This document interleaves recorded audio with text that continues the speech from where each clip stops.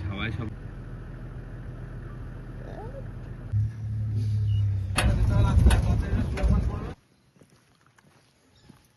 হিপোবার, ঠিক আছে, এটার নাম শুনেছিলাম, কিন্তু চলো ভেতরে গিয়ে দেখি হিপোবারে কেমন লাগে।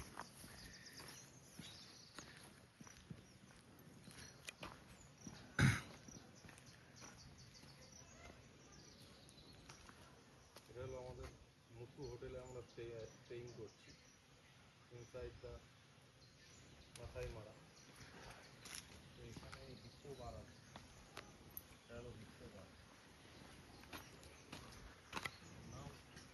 যাওয়ার রাস্তা।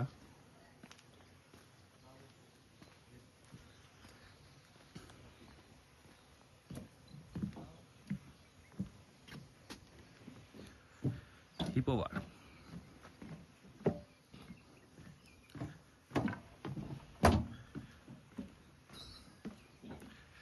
এটা আমি শুনেছিলাম।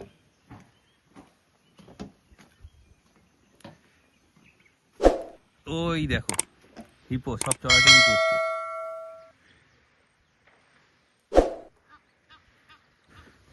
যে বাড়ি যাওয়ার রাস্তা, চারধারে দেখো জঙ্গল।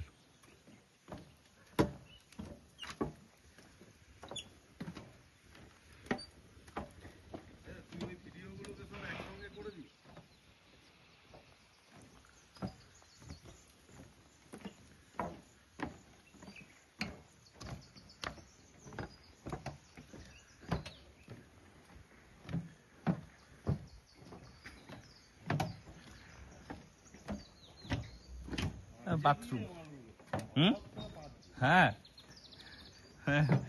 বাথরুম আছে ওইদিকে, আর খেজুর গাছ,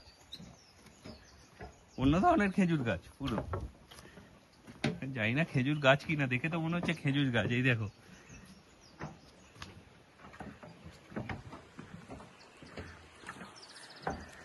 ওইদিকেও আরো জায়গা আছে যাওয়ার।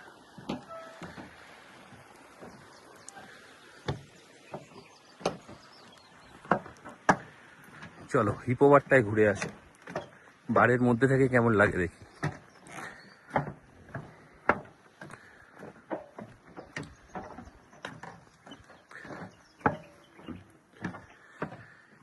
দেখেছো পুরো খোলা, যখন তখন যে কোনো বন্যপ্রাণী আসতে পারে, কিন্তু আমি অনেক ওপরে আছি তো এইখানে আসবে না।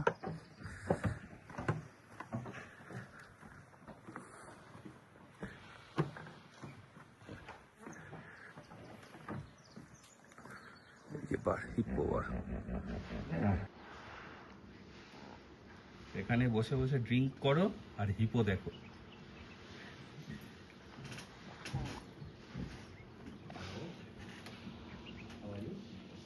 স্মেল বড্ড বাজে।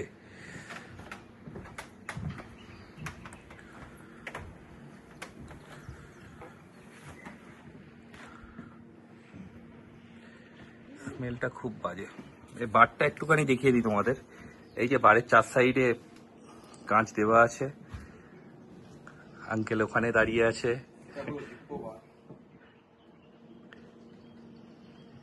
এই ড্রিঙ্কস করো, ড্রিঙ্কস করতে করতে এদের আনন্দ নাও।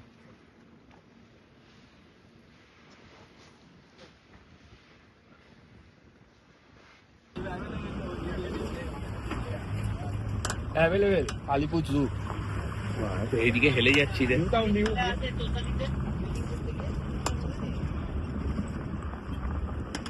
তো অলরেডি আমাদের সাফারি শুরু হয়ে গেছে।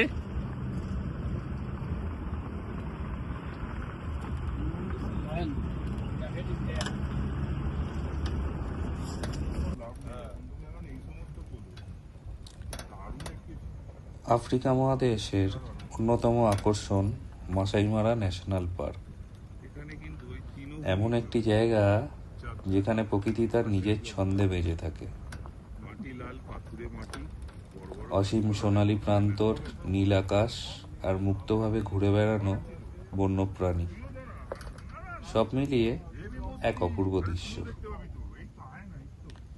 এখানে দেখা মেলে বনের রাজা সিংহ, হাতি, জিরাফ, জেব্রা, চিতাবাঘ, আরো কত প্রাণীর,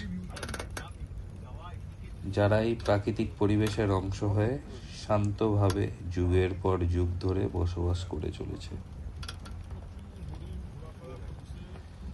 এটা এমন একটা অভিজ্ঞতা যা প্রকৃতিপ্রেমীদের মনে চিরদিনের জন্য জায়গা করে নেয়।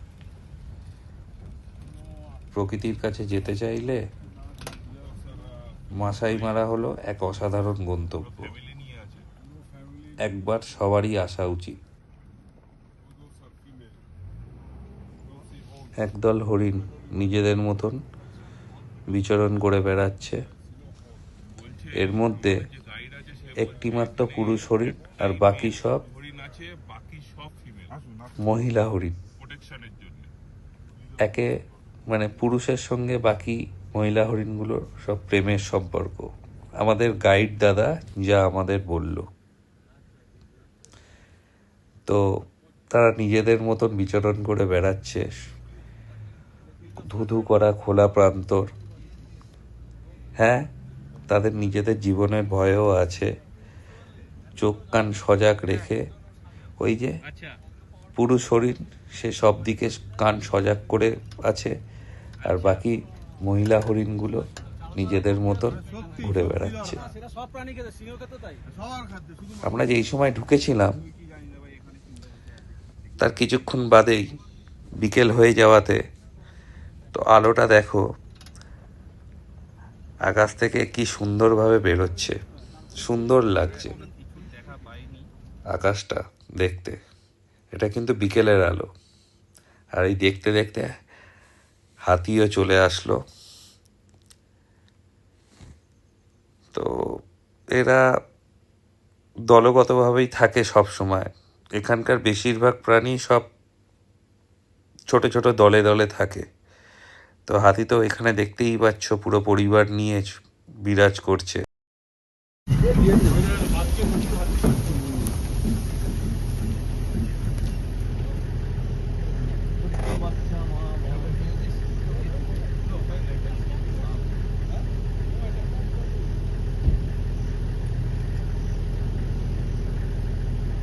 ফুল ফ্যামিলি নিয়ে দাঁড়িয়ে।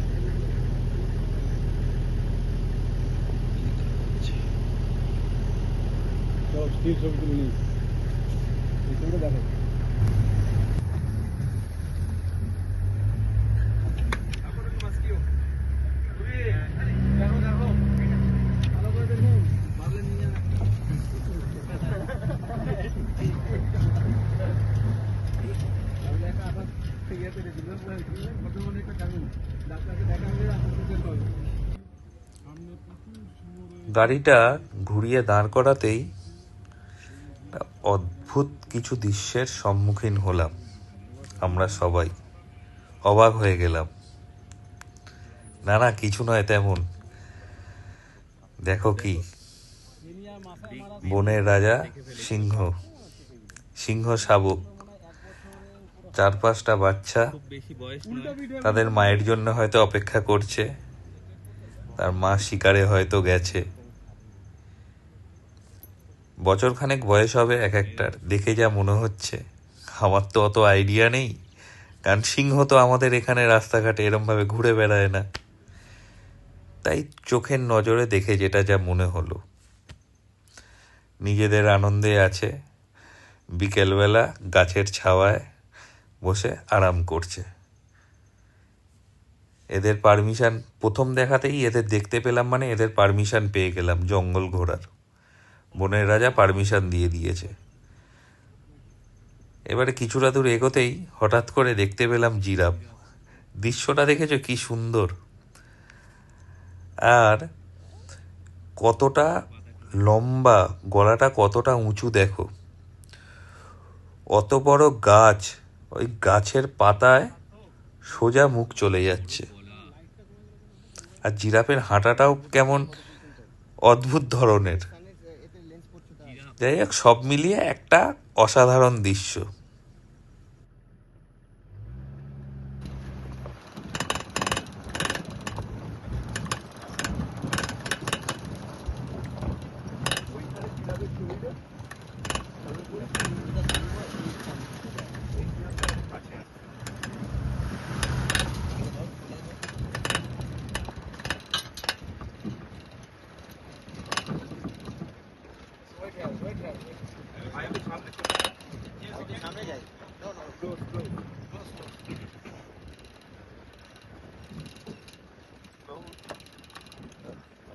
দারুণ এইটা একদম সামনে দিয়ে ফটো তোলার মতো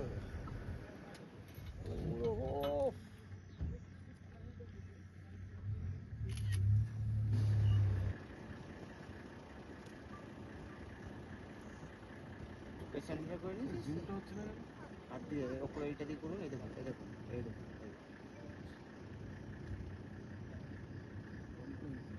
এই যে ওপরে এই যে এইটা দিয়ে, এই যে এইটা এইটা, এই দেখুন, এই দেখুন, কত তুলছি? হ্যাঁ স্যার,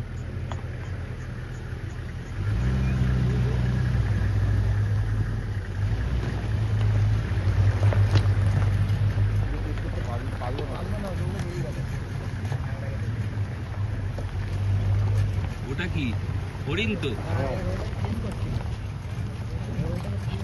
একা না হায় না দল ছাড়া চেস করে না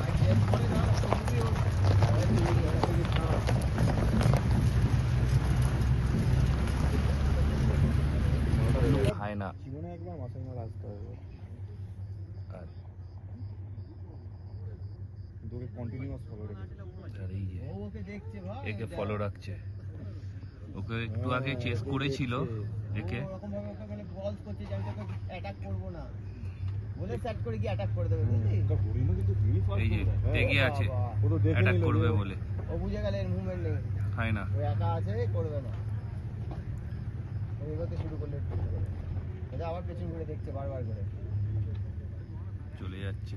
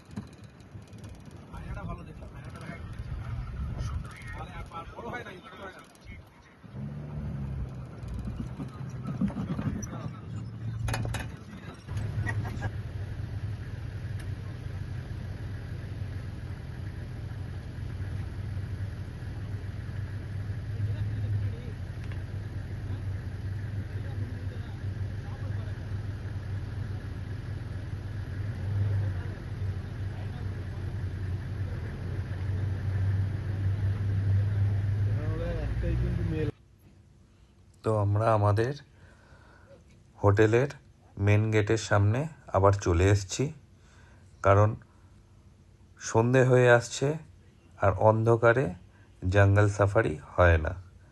আবার কালকের সকাল 6টা থেকে শুরু হবে জঙ্গল সাফারি, সেই সময় আমরা আবার বেরোবো। তো এখন আমরা হোটেলের মধ্যে রেস্ট করব, আজকের রাতটা হোটেলেই কাটাবো, কাটিয়ে কালকে প্রথম সকালে আমরা আবার নতুন কিছু দেখার জন্যে জঙ্গল সাফারিতে বেরোবো। তো দেখা যাক আগামীকাল আমাদের জন্যে নতুন কি অপেক্ষা করছে। তো তার জন্যে তোমরা পরের পর্বের জন্যে অপেক্ষা করো।